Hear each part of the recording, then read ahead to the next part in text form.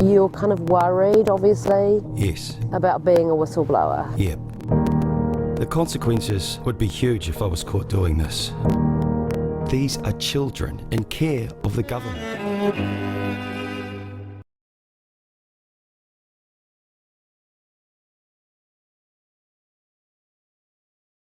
Video of staff at Care Protection Unit, what looks like assaulting. Look, I've just had it described to me, so I've been briefed on it. I have not had an opportunity to see it for myself. My understanding is that the Minister for Children has asked for an explanation from his team. Of course, our priority has to be in these environments where we have the responsibility for the care and protection of children to make sure that everyone is behaving to the standard we would expect. Does there need to be urgent requiring all of that CCTV that could stand down those staff so that they have assaulting from children? The Minister has already said that he wants an explanation from officials. I do want to give him the opportunity to dig into what exactly has happened here in this residential facility. We have a responsibility as the state when children are in our care to make sure that even in the most difficult circumstances that we are applying standards and that applies across the board, even in those difficult You're kind of worried, obviously, Yes. about being a whistleblower. Yep. The consequences would be huge if I was caught doing this. These are children in care of the government. So there's a big wall of security cameras in the facility, right? Let's watch what happens. Oh, Melanie, that is appalling. If I did this to my child at home, Oranga Tamariki would likely remove my child. I'd call that an assault.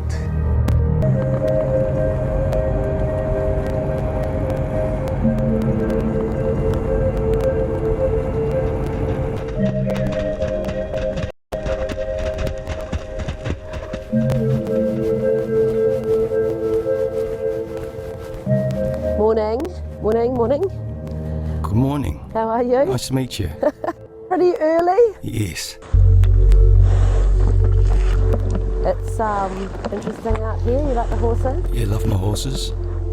So we're all in a fairly kind of clandestine situation. We're in a secret location, but you're kind of worried, obviously, Yes. about being a whistleblower. Yep. The consequences would be huge if I was caught doing this. I'd lose my job. Some of the staff would obviously want retribution, I imagine. And so you've got this footage? Yes. I've got a friend's place I could take you to, and we can have a look at the footage there, and you can see what you think.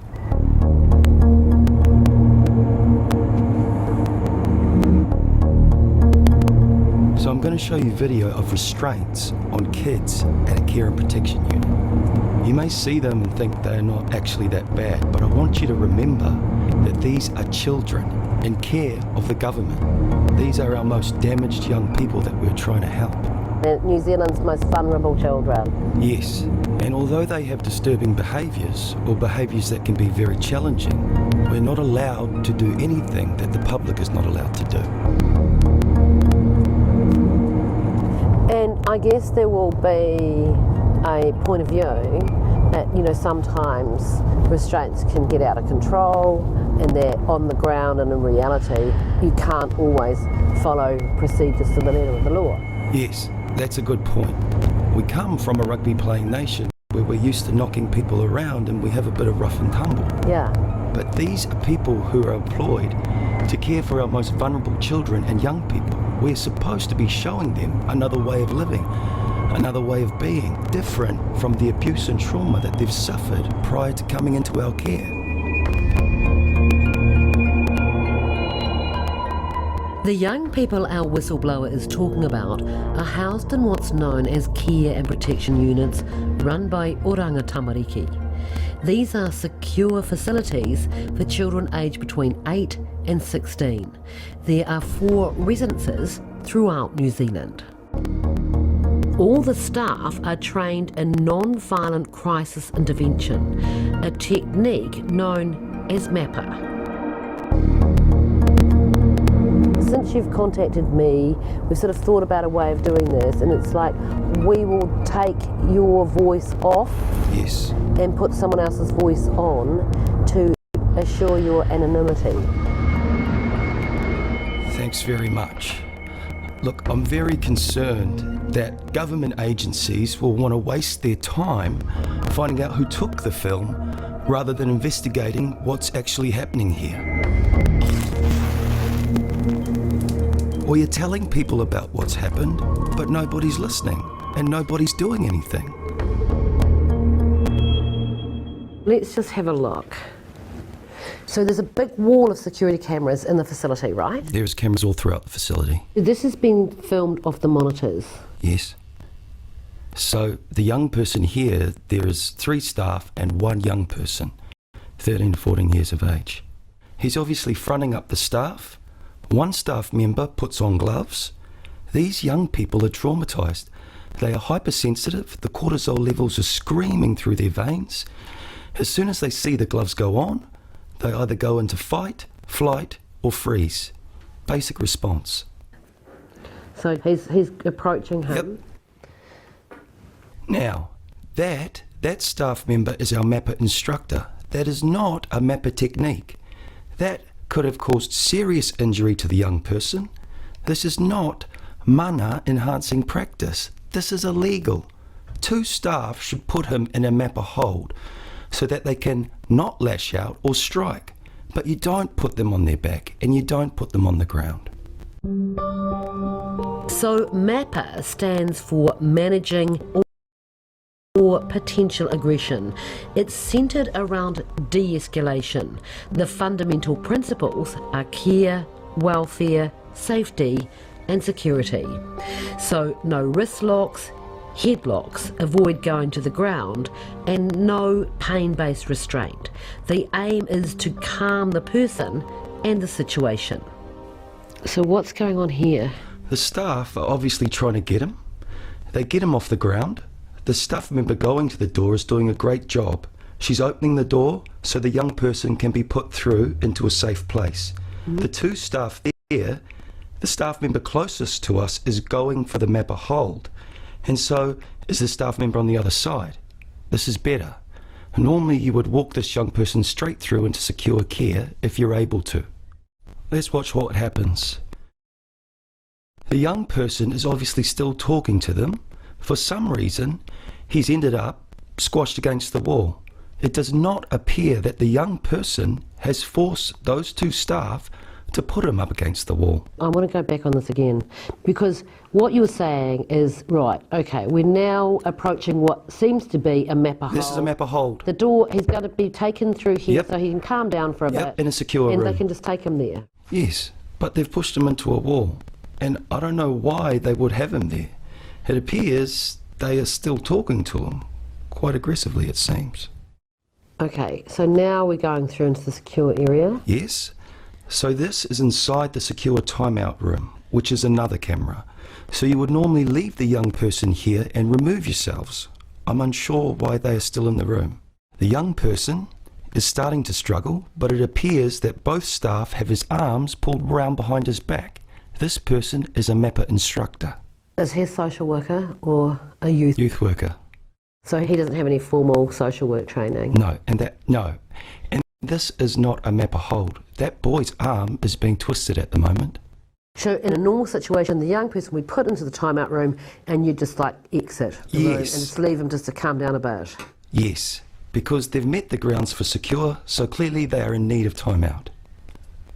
So this staff member's gone, and then what's going on here? Wow. It looked to me like the young boy probably gave them a bit of lip and the staff member threw him to the ground. That could have caused another back injury or head injury. What do you think when you see this? Really, really disappointed. I've seen these staff work very well with the young people, but this is disgraceful. They let us down and the whole team down. If you're trying to get the young person into a MAPA hold, absolutely fine, but you do not initiate physical intervention until the young person has physically acted out. These are children. One child with 3 adult staff members. Can they not manage a 13-year-old boy? I'd call that an assault. We asked retired senior social worker Vivian Martini to view the videos. She has spent her working life in a senior capacity in health, mental health, youth justice and care and protection statutory agencies. What is really important with young people who have been traumatised is that they are also given the opportunity for controlling their situation. They come without any control. When I see that, he was leapt upon, he was taken to the ground, and can I just ask, am I seeing black gloves on that person? Yeah, you are actually.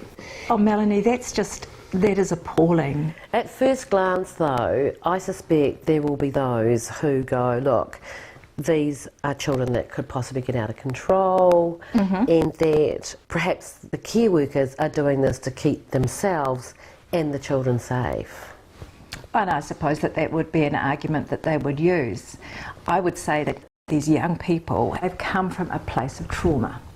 They haven't come into a residence because they're easy children. They've come into residence because there's frankly nowhere else for them to go. They come with fetal alcohol syndrome or anxiety or depression. They come with huge mental health issues, including post-traumatic stress disorder, sexual abuse. These are really vulnerable, very, very needy children. This is in the school which is part of the residence. This young person has become frustrated with his computer, as many of us do. He's hit the computer screen. That's extreme though. And then 2 staff members approach to see what's going on. Okay. You can see the staff member on the left-hand side is going for the arm to put the young person into a correct mapper hold. The staff member on the right, with the white sweatshirt on, has gone straight for a headlock with the young person. This is illegal. The Employment Relations Authority made it very clear, even in our youth justice facilities, headlocks are unacceptable. So, That's bad, that isn't it? staff member, that's I know bad. that's bad. The staff member has thrown the young person to the ground. The other staff member, trying to assist, has fallen over trying to help. This, again, is an assault. If I did this to my child at home, Oranga Tamariki would likely remove my child and probably send me to an anger management course. This is just unacceptable. This is for punching a computer screen. How old do you think this child is? 12, 13. And what's this woman doing? She's trying to assist to help the staff.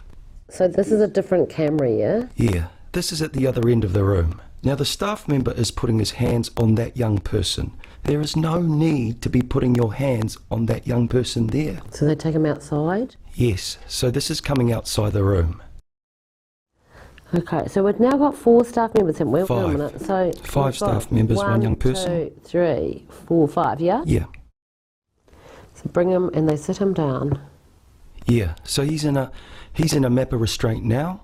They are trying to hold him in a mapper hold. Or it looks like the young person has maybe flipped himself back and taken the 2 staff members with him. But that makes people think, well, that's why these guys have had to take this sort of aggressive stance. But if you had talked to the young person when he hit the computer screen, perhaps he wouldn't have needed to be restrained. It's very difficult to manage young people when they're firing off. However, the goal is always to look for a mapper hold. De-escalate them first. Physical intervention is the last resort. There's 3 things that I have seen young people who come into residence with. They fight, it's flight, or they freeze. Now, if your cortisol levels are going through the ceiling, you're going to come out fighting. There has to be the opportunity for de-escalation, for talking calmly, and certainly for not, and I hope this doesn't sound too dramatic, but for not repeating something that has probably been done to them for years and years and years, which is an adult taking a young person down, hurting a young person. I've been a social worker for over 2 decades, and I got into social work to help children and their families. to do the right thing by them. Frankly, I'd rather lose my job. If I'm standing by watching staff members do this to children in our care, I may as well be doing it myself, and I'm not prepared to do that. I'd rather be unemployed. The concerns that we've seen at Te Oranga in Christchurch aren't new.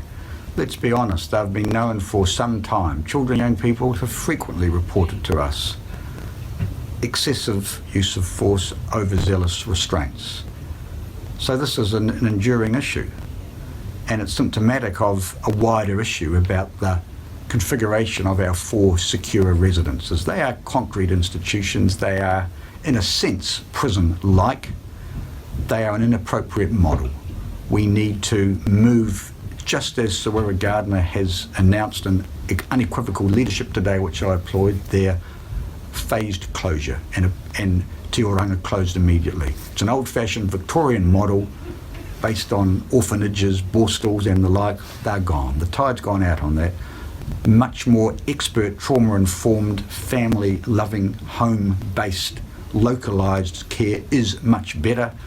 By Māori, for Māori approaches locked into that. We remain deeply concerned, for instance, about the residents known as Ipu. Last night I informed the Minister for Children that the organisation will be closing our care and protection resident in Christchurch, Te Oranga. This decision comes after a number of serious issues involving staff and tamariki that have come to light over the past week. My absolute priority is and must be with the tamariki currently staying at Te Oranga. I believe that closing the facility while the multiple investigations are underway is the safest option for the children and young people there. But closing the facility is not a quick, instant or easy operation. We are already in the process of planning the safe transition of all of the tamariki currently staying at Te Oranga to other appropriate care arrangements. Each child's needs are unique, and we will be taking any necessary time to ensure that every one of them is looked after and is moved in a safe and phased way. We have also started bringing in new staff to the residence. I expect and insist all my staff meet a high standard of care across the board. Our first priority must always be the well-being, safety and care of our tamariki, mokopuna and rangatahi. Oranga Tamariki is undergoing a period of extensive change. I am doing everything possible to right the wrongs and fix the hurt. From midnight on Monday the 5th of July, all current Te Oranga staff will be asked to stay home at full pay.